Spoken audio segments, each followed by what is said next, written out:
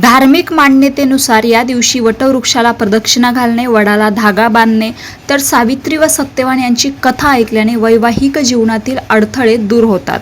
या उपवासामुळे पती पत्नीचे नाते आणखीन घट्ट होते. असे मानले जाते की वटपौर्णिमेचा उपवास भक्तिभावाने आणि विहित विधींचे पालन केल्याने शाश्वत सौभाग्य, सुख आणि समृद्धी प्राप्त होते. तसेच कुटुंबाच्या कल्याणासाठी आशीर्वादही मिळतात.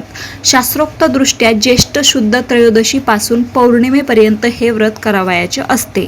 3 रात्र व्रत करावे असे सांगितले गेले आहे. तरी 3 दिवस व्रत उपवास करणे अशक्य असल्यास फक्त पौर्णिमेलाच उपवास करावा. आता बघूयात वटपौर्णिमा पूजेचा शुभ मुहूर्त. सोमवार 29 जून 2024 पौर्णिमा तिथी प्रारंभ होत आहे आणि 29 जून रोजी पहाटे 3:07 पौर्णिमा तिथी समाप्ती होत आहे. तर 29 जून 2026 रोजी वटपौर्णिमेची पूजा करण्यासाठी शुभ वेळ सकाळी 8:55 पासून ते 10:40 पर्यंत असणार आहे. पूजेसाठी लागणारं साहित्य. वडाच्या पूजेसाठी खालील साहित्य सोबत घ्यावे: हळद कुंकू, वडाला बांधण्यासाठी दोरा किंवा कापसाचे सूत, बांगड्या, मंगळसूत्र व इतर सौभाग्याचे साहित्य. तिथे ओटी भरण्यासाठी फुलं व अक्षता, दिवा, विड्याची पाने, 5 फळे, आंबा, पाण्याचा कलश. वटपौर्णिमा संपूर्ण पूजाविधी. सकाळची तयारी. वटपौर्णिमेच्या दिवशी महिलांनी सूर्योदयापूर्वी उठून पवित्र स्नान करावे आणि पारंपरिक नवीन किंवा सुंदर वस्त्र, शक्यतो लाल, पिवळ्या किंवा हिरव्या रंगाची साडी परिधान करून सौभाग्य अलंकार घालावेत. 2 व्रताचा संकल्प. पूजेच्या ठिकाणी किंवा वडाच्या झाडाजवळ जाऊन सर्वप्रथम व्रताचा संकल्प करावा.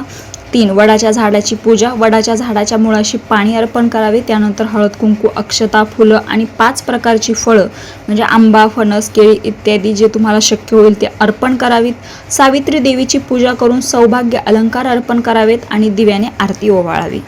4 सूत गुंडाळणे. परिक्रमा. वडाच्या झाडाला सुती पांढरा दोरा किंवा कच्चा सूत गुंडाळत फेऱ्या माराव्यात आणि प्रत्येक फेरीत पतीच्या दीर्घायुष्याची आणि 7 जन्माच्या साथीची प्रार्थना करावी. 5 सत्यवान सावित्रीची कथा. पूजा पूर्ण झाल्यावर वडाच्या झाडाजवळ बसून किंवा घरी येऊन सत्यवान आणि सावित्रीची पौराणिक कथा आवर्जून ऐकावी किंवा वाचावी. माझ्या या चॅनलला तुम्ही व्हिजिट करून सत्यवान सावित्रीची कथा एकदम डिटेलमध्ये ऐकू शकता. त्यासाठी चॅनलवर नवीन असाल तर चॅनलला नक्की सबस्क्राईब करून ठेवा.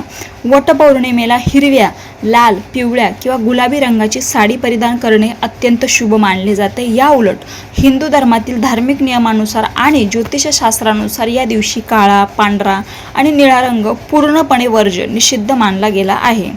रामकृष्ण हरी.